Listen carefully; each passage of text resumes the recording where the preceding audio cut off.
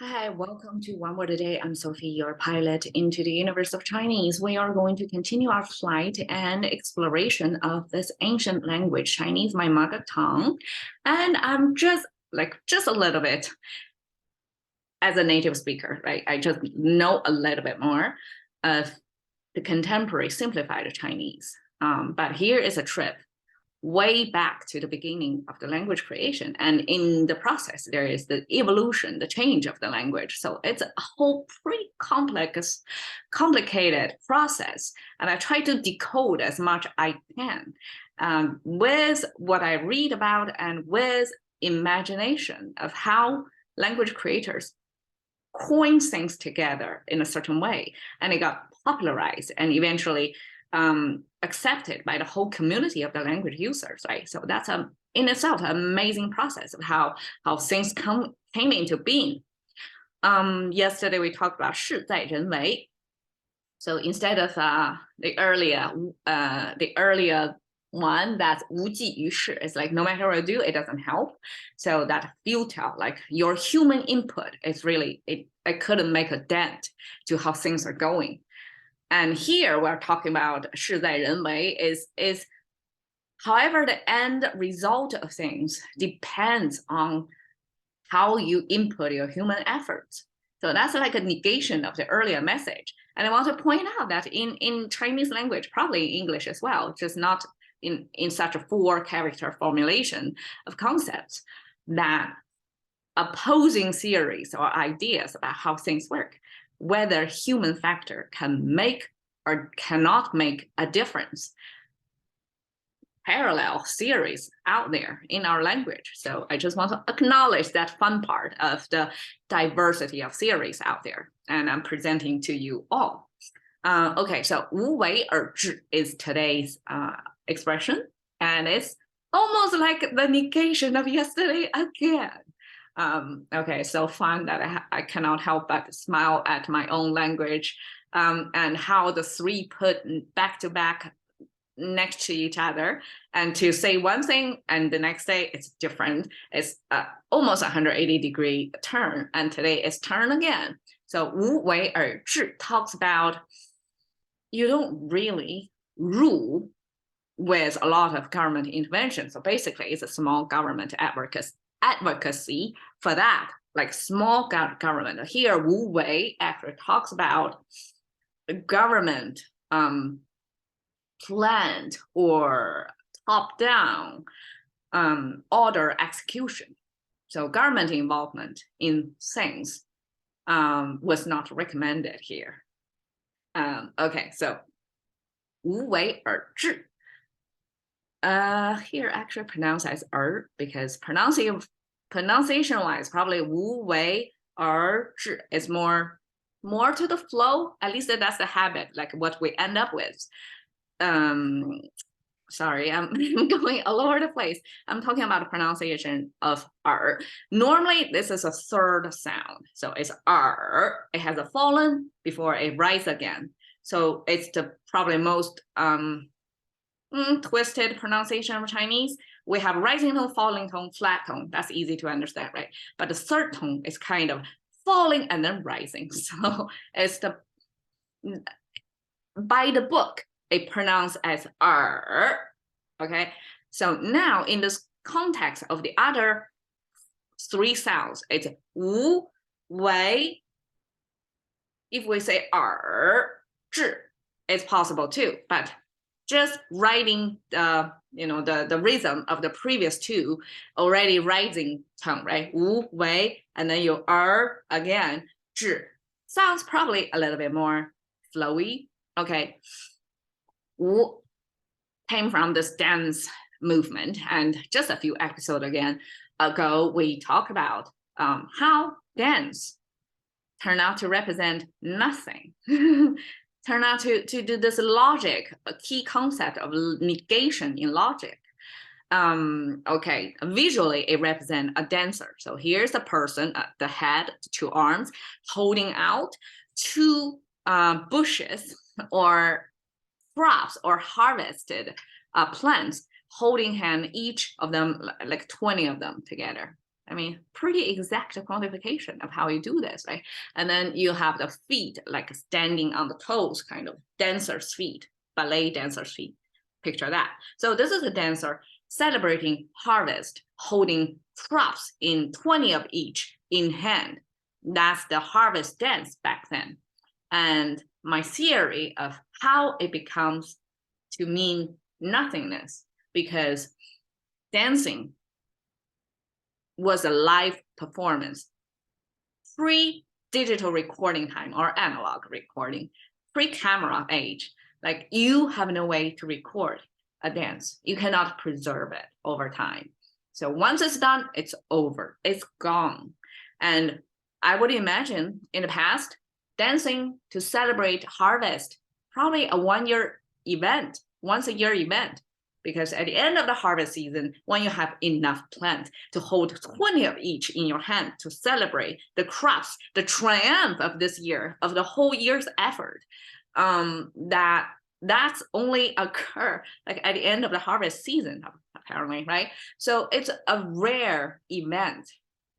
And beyond that, I don't know, maybe 15, 20 minutes of dancing, it come back to life as usual, right? So that negation is by the missing of the dancing. The rest of them are non-dancing time, which is the majority of the time. Dancing probably make up of 0.00001% of all the time out there. It's a very rare occurrence. And then by putting dance over there, it's saying like it's almost as often or as usual as how a harvest dance would occur. So basically it's nothing. It's not giving it like a definitive, like even 0.0001% is bigger than zero, than nothing, right? So it's kind of a low occurrence, low frequency, rarely happen, extremely rare happen, comparable to the harvest dance once a year, right? Okay, so that's way, again, came from the farming. So this is to celebrate the farming, the harvest. This is the beginning of the farming, to lay the ground, prepare the soil by plowing with three-finger hand symbol on the top here. And here is the farming tool, the kind of plow that I know little about, but it's kind of like a metal or hardened wood device that can kind of rake through the surface of the soil to make it more fluffy before it plants things. So that's a plowing device. And then in the end, the 5 rows of vertical lines there shows the result of loosen the soil after the plow. So the beginning of the season, and that's resource intensive, right? So you need to have your farming equipment, the plow, and probably the power, the engine to the plow back then would be an animal, or you cannot afford an animal, it would be some, the most muscular guy in your available resources to pull the plow there. So it's pretty labor intensive, resource intensive effort. And that effort at the beginning of the farming season, and also it's the groundwork, right? It's to prepare the soil, literally, to lay the groundwork of your farming cycle. So that the beginning and the labor-intensive effort then used to generalize into the effort, like the effort we made at the beginning of things. We don't know the result yet, but we put in a lot of effort, a sweat to it. So that's no effort. And then okay, 而治. Here, I translated ends, but literally, I mean, you can see it as but as well. This is something interesting about Chinese language phenomenon, that the character, the meaning of the character is not fixed, it's fluid. The meaning depends on what the other words next to this word. So if it's and or but, that logic of does it go consistently, the before and after this character, or it's a twist of the meaning. So if it's a twist, it's a but. If it's a continuation, it's an and, right? So you can view it here. I translated 无为而治. probably but is more appropriate, but is like too much of a twist, and probably is more effortless. But okay, this character came from the tip of the nose. This horizontal line is not sky or the ground. It's a zoom out view of the tip of the nose. And then this vertical line is this part. Chinese call it 人中. It's apparently a power pressure point that when you kind of swoon or zone out or lost conscious, somehow pressing here it's like a reset button for humans. You press that and you most likely to jump back to life. That's what I heard. I never used that to restart my own engine, but that's the position here. So tip of the nose, tip over here. And you can see here, location-wise or relative positioning of this thing and this thing are the beard. This is the beard style popularized back then. So it's okay. So now I have tip of the nose of here and then connected to the end of the here, the tip of the mouth over this beard, like running down like this. And then this bottom section is the beard growing here. So that's a popular beard style back then. And I would like to compare it to English expression of on the one hand, on the other hand, right? In English expression, this hand gesture of giving you an argument, one piece, and part two coming after. It could be, okay, on the one hand, a lot of time on the other hand is a counter argument of the first argument. So you supposedly to view things on at least two perspectives, right? That's the hand gesture, meaning of the logic flow, right? You have one argument and then you counter that with the second argument. You have only two hands. That's only the two pieces you present. Now, I would view it like on the one beard, on one side of the beard, and then on the other side of the beard. It's a little bit stretch, but this zoom in view of the beard style, because probably the beard is right next to the mouth, which is the organ to express your argument, your opinions, right? So probably because that, and then, you know, literature man back then, instead of using hand gesture, they are using, okay, on the one side of the beard, on the other side of the beard, you have my case there. And probably the third one give you a little bit more. So it becomes somehow this beard style become a connector word to tell you there's something on the heels of my previous concept. There is another concept right away. So that's the connector. And in this context, 无为 means you don't put in effort. And what are you going to get? 治 means rule. And okay, this rule basically is governing. So it depends on, I guess, it depends on your political leaning almost in today's environment. Like, do you translate this as ed? Like you expect how you rule is to put no effort in it, or you expect you rule but you do put in a lot of effort, and then that will become a but. So here is, I guess it shows my political leaning here. Like I probably is more for small government. Okay, so I'm not going to, this is not a political commenting channel. So it's we're talking about the language. So here, it can be both and but. And then rule came from this water control. So as a farming society, water control is critical, right? That's if we're talking about civil engineering.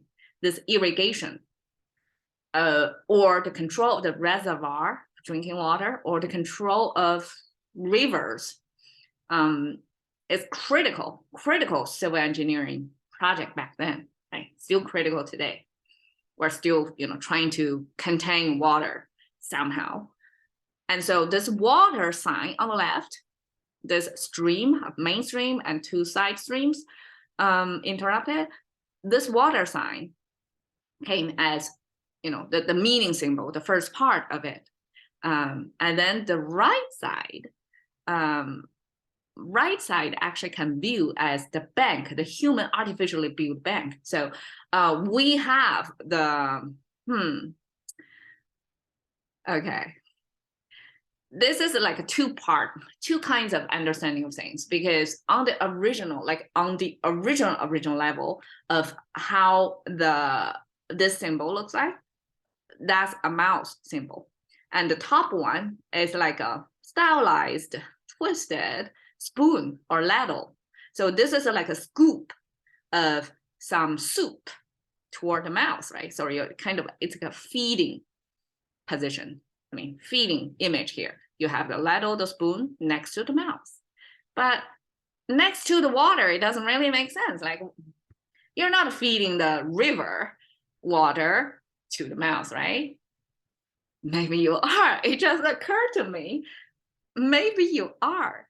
The water, the river, eventually, that's how ancient people get water, right? Besides coming from the well, but it came from nature. Waters in some form or shape or containment in nature, right? And that's what you feed the local population with. So I guess you can explain that as well, as water as the source of nutrition. We need water and all the minerals in the water, right? So that is like the feeding, the nourishing quality of the water.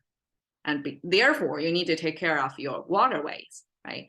That's one side of the understanding. The second side of understanding is this, okay, probably look at the contemporary Chinese is easier to see. This box is a rectangle or square.